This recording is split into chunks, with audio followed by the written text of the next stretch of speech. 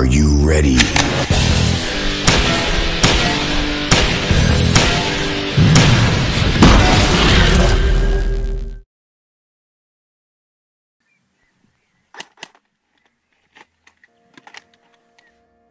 Hi guys, and welcome to today's video. Today we'll be doing a review of the APS UAR. So first I'll go over the basics of the gun, and afterwards I'll talk about how the gun performs and how I like it. So I'll just start from the front here.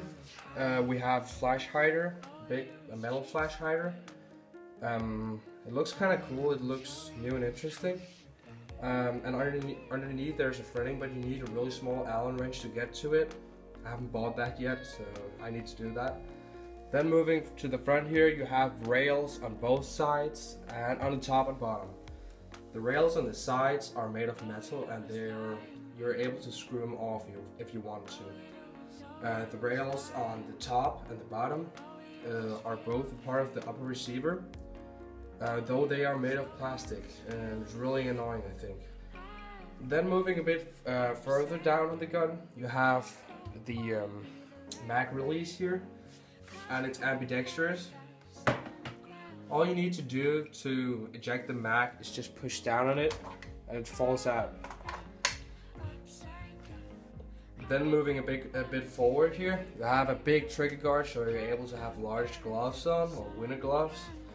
Then you have this really nice and unique trigger, which is, I would assume it's pretty lightweight because it's skeletonized. It looks pretty good, though I do not like the trigger pull of this gun. It's really long. Then you have the fire selector switch here, which goes from safe to full auto to semi here.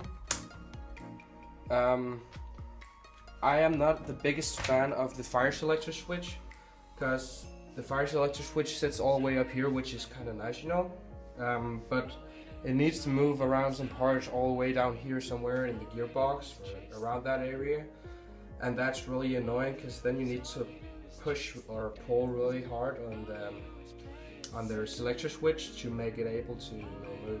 So sometimes I actually need to use my whole hand. I can't just use a finger. But well, I just think I need to get used to that. Then we have the handguard here, which is really comfortable. It's a bit small, which I like because I have small hands. Then on the bottom here we have a battery compartment. To show you just need to push on the sides here and pull out. You can have some batteries in here if you'd like to.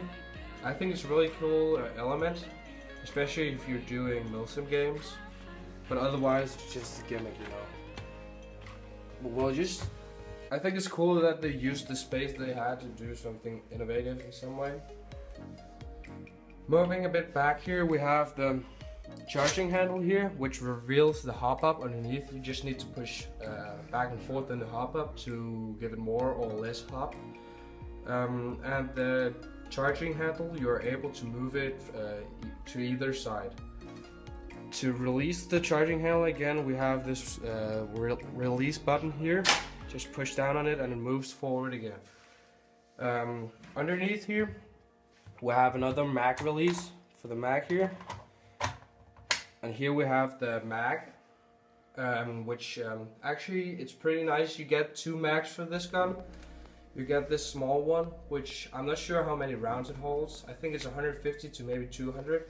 And then you get this 300 round PMAG looking mag. They're both made of a bit flimsy looking plastic, but they feel kind of sturdy. There's a bit rattle to them. You know, they work fine. They feed pretty well as well, so I'm not complaining. The only thing I would like is maybe that they gave us mid caps or low caps instead, because that's the kind of mags that I use. But you know, it can't be all perfect. Just to show you how it looks with the longer mag in the gun, here you can see. Then you have this is where I chose to have the sling just for the video here. What all you need to do is push down on a button on top here, and you can put this sling here anywhere you want in the gun. There's a sling attachment point. The full receiver of this gun is plastic. It feels really lightweight and durable, though I'm pretty sure, I'm not a plastic expert, but I'm pretty sure it's quite cheap plastic. So on the back here you have, this is where you store the battery. So all you need to do to get to the battery is you need to push in this pin here. I always have the pin, so I need to pull it out this side here because sometimes it may get loose. I could imagine it would get loose, and I wouldn't like to lose this one here, and I'm right-handed, so most of the times I would be able to see if this is about to fall out. But you just take out this one here and you pull on this and you have the battery in here. Push it back in again, and I'm sorry, I need to put this a bit around.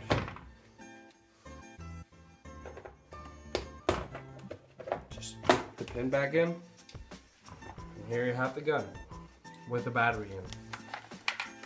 If you want to hear how it sounds, this is in full auto, and then in semi. As I was talking about, the trigger pull is really long. It's not that heavy, but it's quite long. You see, I don't like that, but it helps a lot when you're using an 11.1 LiPo battery. Okay, when I took this gun out to the range to test the accuracy at 50 feet, it was easy to hit the targets. At 100 feet, I hit all the targets as well. And in 150 feet, both in semi-automatic and full automatic, I hit all the targets almost. So it's a really accurate gun. Also, you need to consider that the barrel is really long. It goes from here to here. So even though the gun looks really short, it is quite long. The gun shoots at around 350 feet per second. Though when I got the gun, I'm not sure if everyone gets this when you order the gun, but I got like 2 extra springs for the gun. So I got 110 spring, and I got another one which was a bit weaker than the one that was sitting in the gun. But that was pretty nice, you know. It's a good deal. I like that. One key factor that I almost forgot to mention about this gun is that it has a quick change spring system, which is something I've never had on the gun before. So to do it, you need to get to the battery compartment again.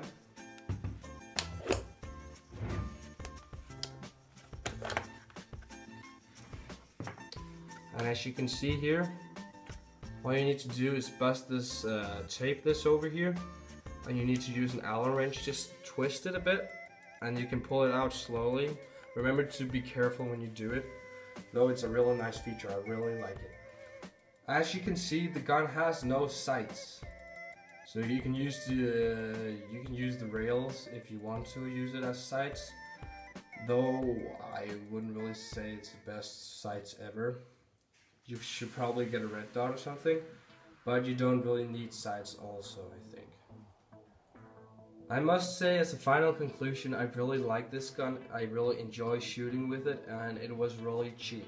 I bought it for around 130 euros from Taiwan Gun, so I think it's a really good deal for all you get in the box.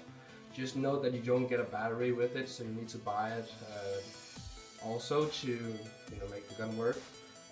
I do not know what it costs in the US, but I don't think it's that expensive either. So if you think this looks interesting, take a note that this gun does not exist in the real life military or in the real world. This is only an airsoft gun. So it's not a replica of anything. It is its own gun, and I think it's really cool and unique, and it's an interesting take on how to do an airsoft gun, a real airsoft gun. Okay guys, so if you liked the video, please remember to thumbs up and comment if you have any questions about the gun or about the channel as a whole.